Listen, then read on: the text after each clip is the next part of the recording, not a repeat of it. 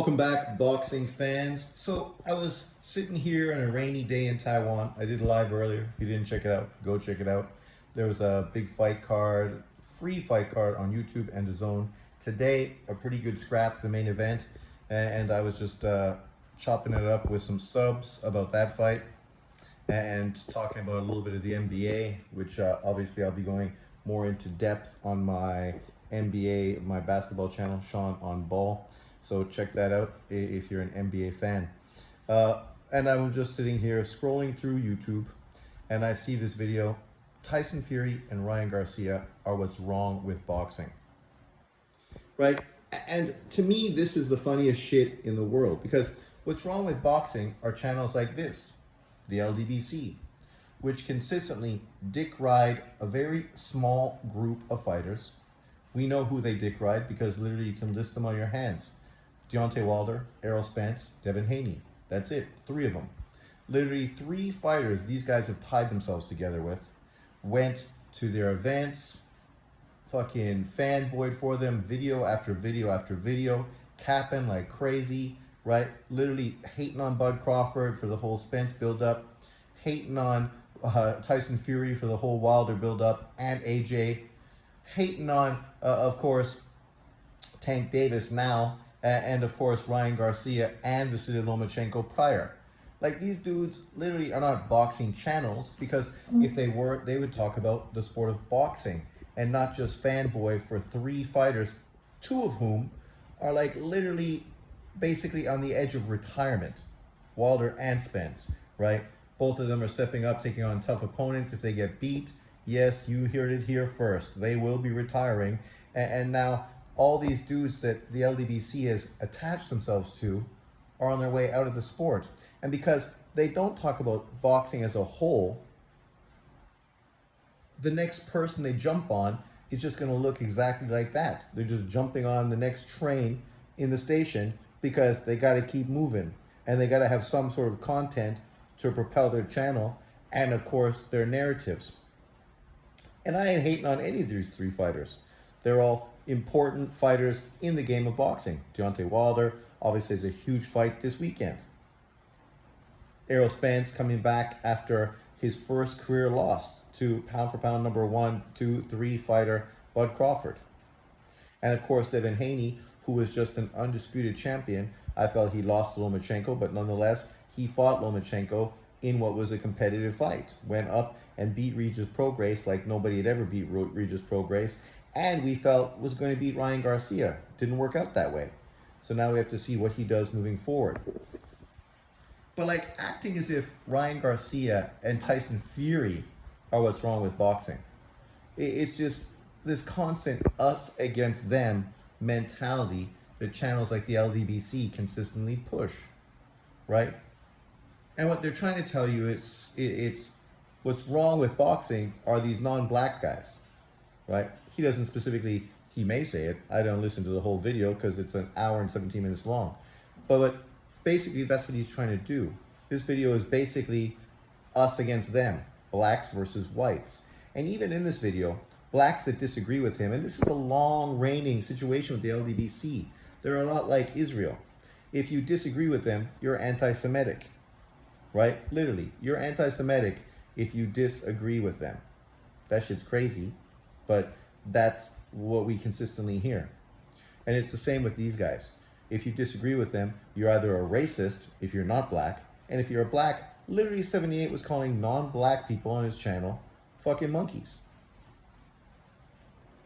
But the LDBC are what's good for boxing. These are the guys that are pro-black, right? Him shitting on Regis Prograis because Regis Prograis is kicking back towards Devin Haney. See, this is consistently what we see from dudes like this all the time. These guys literally were fucking calling Anthony Joshua a slave and Eddie Hearn a slave master. And now they're praising Deontay Wilder for working with fucking the slave master, Eddie Hearn. Like, it's funny, when you say stupid bullshit, it eventually comes back and bites you in the ass, right? And that's exactly what consistently happens with channels like this. And they don't care, because really what he's doing is what all these guys are doing. Clickbait. Clickbait Clickbait, clickbait. That's what they want to do. They want to consistently push clickbait titles and topics to get revenue flowing to their channels. And I don't hate on people for getting paid. That's good. Good on you. It's the same way that I didn't hate on fucking Ryan Garcia and Devin Haney facing each other. The same way I don't hate on Mike Tyson facing Paul. The same reason I didn't hate on Floyd Mayweather fighting Conor McGregor. If you can get paid, more power to you. I am not a hater when it comes to people getting paid. Not at all. But it's just this constant us versus them. This constant acting as if, you know, these guys are the answers. These guys are the saviors to the sport of boxing. Yet they ignore the real problems with the sport, and then they also ignore really the positive things going on with the sport. Like, they're not behind Saudi Arabia and what Saudi Arabia is doing with boxing. They were PBC fans, but for only as long as it benefited them. Now they're not PBC fans because Devin Haney is not with the PBC. Deontay Wilder is not with the PBC, and they don't have much faith that Errol Spence is relevant anymore. So they don't really give a fuck about the PBC any longer, yet these guys were all over the PBC for years. All at the expense of Top Rank, Matchroom, Golden Boy, Queensberry, whoever, right? And the majority of real boxing fans don't dick ride for promoters because it doesn't matter. As The Rock says in that fucking song, it doesn't matter, right? It's the same. It doesn't matter, man. If we're getting fights, it doesn't matter who is giving us the fights, as long as at the end of the day, we're getting the fights. So the irony is here, of course, he's going on for an hour and 20 minutes, basically trying to villainize Ryan Garcia and villainize Tyson Fury. Yet the truth is, 78 and the LDBC have garnered tons of money based on vilifying these two guys. They've utilized it to fucking profiteer off of these two fighters, to highlight and fanboy for their two fighters, Haney and Deontay Wilder. And the truth is, he goes into a little conversation right now, which I will play for you, which he fucking exposes that Deontay Wilder literally cherry-picked Tyson Fury. Cherry-picked him, right? These guys that acted as if it was Anthony Joshua and Eddie Hearn and DAZN that were stopping that fight from being made. But in contrast, now that we know the truth, it wasn't anything to do with them. It was all about the PBC and Deontay Wilder's team that basically priced themselves out of the fight with AJ and did everything in their power to not have that fight happen, whether they felt that he was going to get exposed, whether they just wanted to keep pushing for as much money as possible. Who knows what the final situation is with regards to that. But the truth is, this guy made all his money from a Tyson Fury. Devin Haney made all his money from a Ryan Garcia. The two fighters these guys support owe everything they have to these two villains, as 78 is trying to perpetuate here, which is ridiculous, because it's not like Devin Haney and his dad don't know Ryan Garcia, his family, and don't know everything about them, because they do. And it's not like Deontay Wilder didn't know Tyson Fury and the whole situation and what was going on there and whatnot, because they do. And they ended up fighting him 3 fucking times. 3. Even after Glovegate 2.0, they still went on and fought him one more time. And who would be shocked or surprised if Devin Haney fights Ryan Garcia for a second time? Raise your hand if you think it'll happen. I can almost guarantee it's going to happen, as long as it's still relevant and generates money and capital for the two fighters. Because at this point, what option would be really better than a potential rematch between the two of them, right? Devin Haney, either he fights Lopez or he rematches Ryan Garcia. There's no other big name opponent available to Devin Haney at this time. There's risky, dangerous opponents that aren't going to generate as much money, but there's no big name opponents outside of Lopez and Ryan Garcia. For Deontay Wilder, we see exactly what the situation is with him. He fucking sold his soul and signed with the fucking slave master, and is extending his career and building up his bank balance based on working with Eddie Hearn, Matchroom, and the Saudi Arabians. As far as Tyson Fury, he's moved on, just had a fucking great fight with Alexander Usyk, lost, but has a rematch that's going to happen this December. Right? All these fighters have moved on. Obviously, with Haney and Ryan Garcia, it's a little too premature to talk about their eventual moving on and moving forward, but inevitably they will, both of them. And really, both of them will profit and benefit from this controversy, just like Wilder and Tyson Fury profited and benefited from the controversy regarding them. Controversy sells. If it didn't, do you think 78 and the LDBC would be constantly rehashing these fucking topics day after day, video after video? Of course they wouldn't. The only reason they do it is because it's making money. If it didn't make money, they'd move on to a new topic and focus on that. Because what these guys are whores that are fucking trying to get paid. They're not here to benefit boxing, to put out boxing content that fucking the casual motherfuckers that support their channels could actually learn something about the sport of boxing. Of course not. Because the people that follow them only care about controversy and us against them racial narratives. So they will tune in constantly. Go look at Fannon's channel. Like, that guy is a complete moron that clickbaits every single fucking video. Yet tons of people watch his content. I don't know how, because it's the same fucking thing day after day after day. But, you know, whatever. They obviously like it, so to each their own. I don't really watch it, but it is what it is, you know.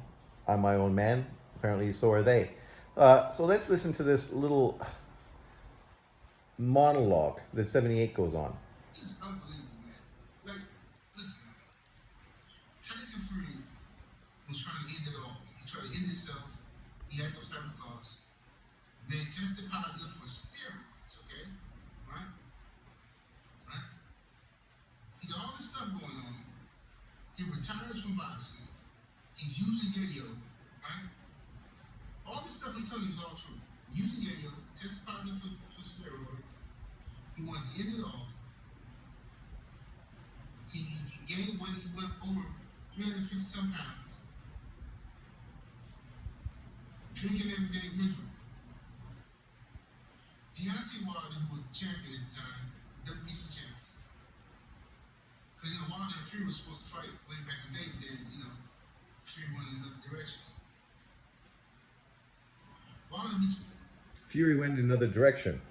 He fought Klitschko, the unified heavyweight champion. You notice he ignored that. Wilder could have went in another direction too.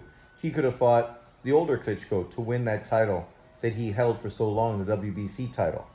But he chose to wait until Klitschko retired and then fight a shit fucking fighter in Bremain Stavern for the vacant title. Fury says, hey man, come on, get yourself together, come on back, get some of this money in this fight. Tyson Fury was resurrected by Deontay Wilder. There you go. So they're telling you exactly what I've told you and what other people did.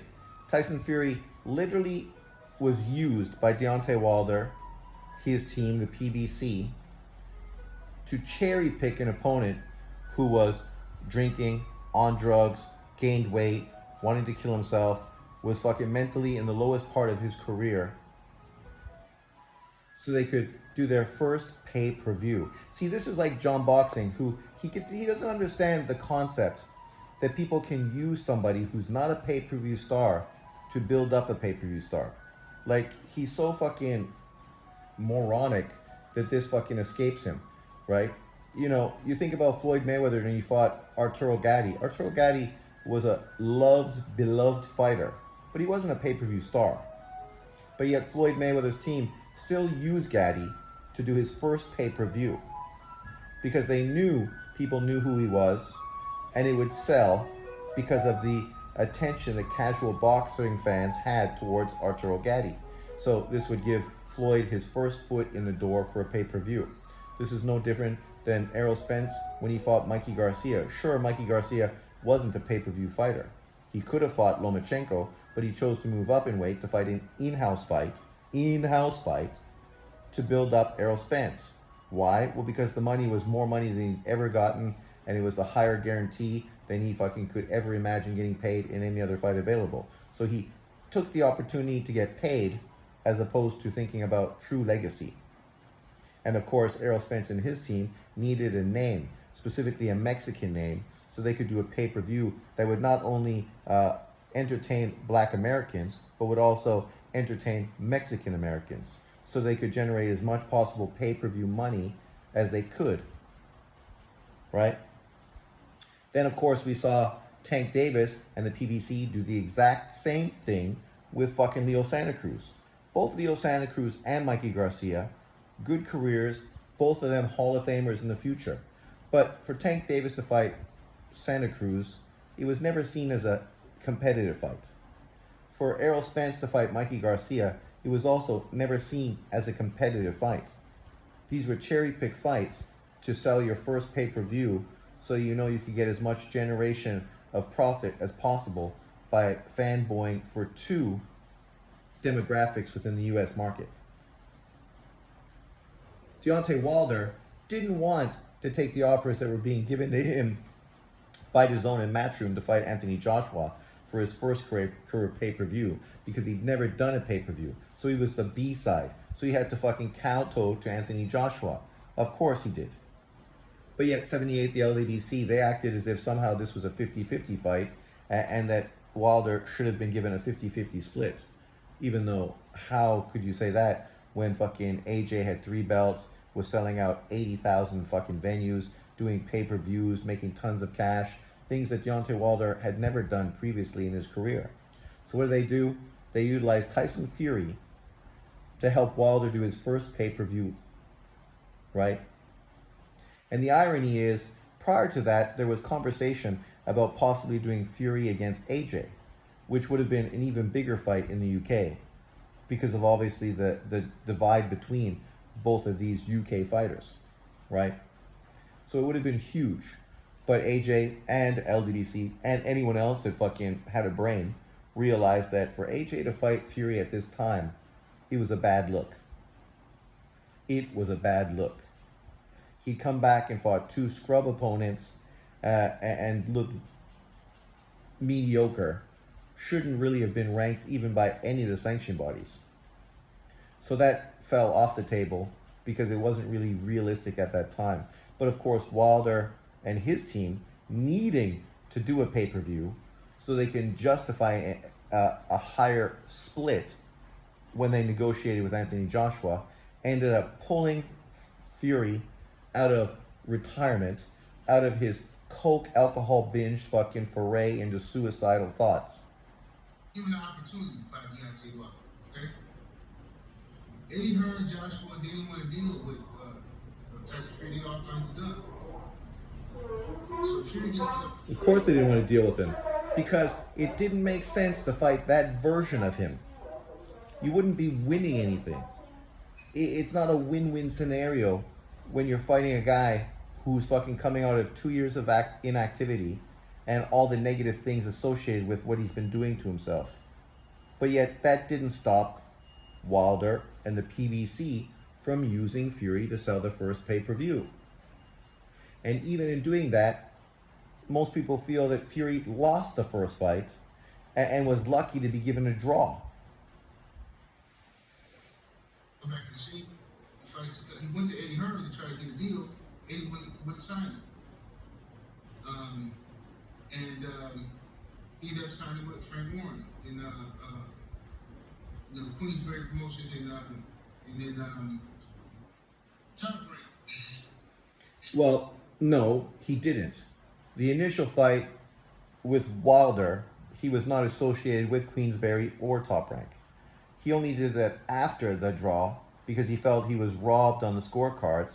He should have got the victory, but because he didn't have a major promoter behind him, he felt that he was rogered, an English term. If you're English, you know what I mean.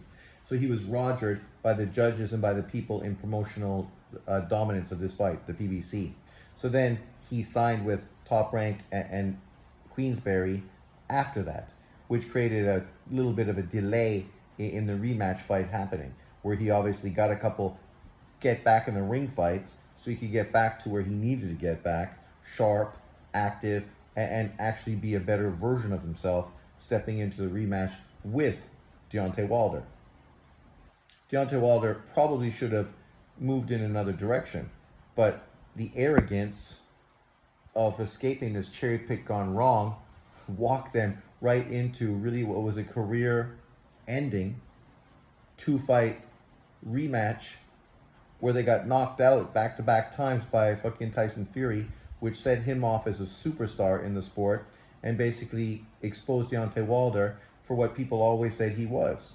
A fighter with good power, but not great technique.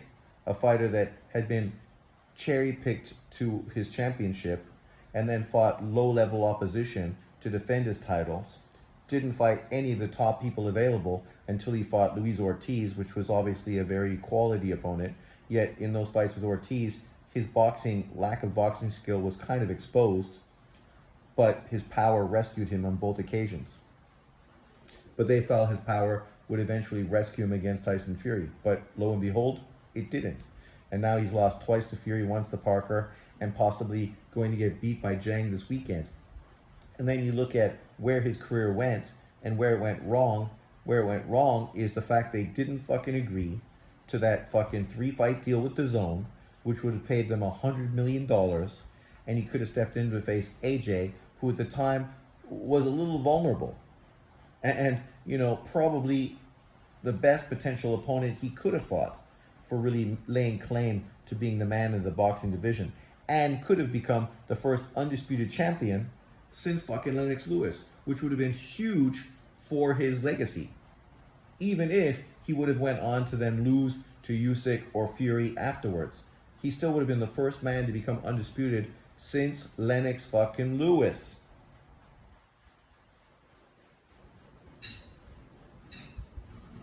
Well, actually, I don't think it's not retired yet.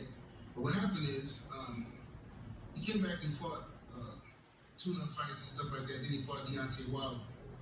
And Wilder beat him, but they called it a draw. Fine. But that fight alone tells you... Wilder beat him? Anybody that watched that fight doesn't think that Wilder won that fight. Outside of the rounds where he dropped Fury, he lost every single round. Luckily that he dropped him, it made the fight competitive, right? Because 10-8 rounds.